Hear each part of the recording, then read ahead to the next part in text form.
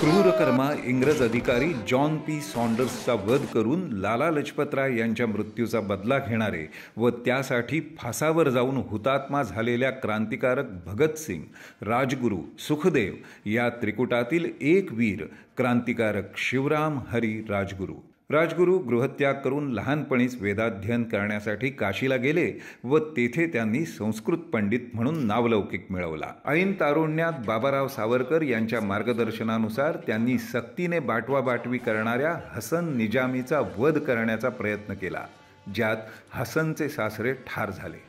मात्र याचा योग्य तो परिणाम झाला आणि हसनचे बाटवाबाटवीचे उद्योग बंद झाले। हुतात्मा राजगुरू हे संघ संस्थापक डॉक्टर हेडगेवार यांचेही चांगले परिचित होते।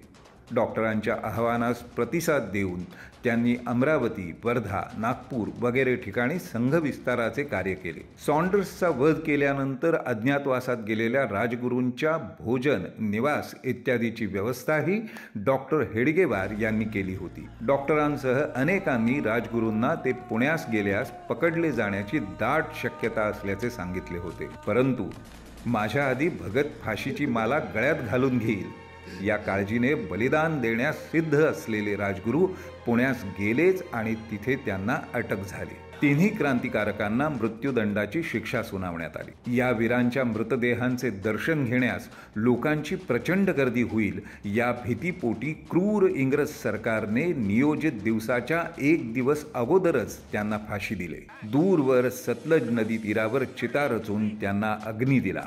ही बातमी पसरली तेव्हा मोठ्या संख्येने लोकांनी तेथे धाव घेतली।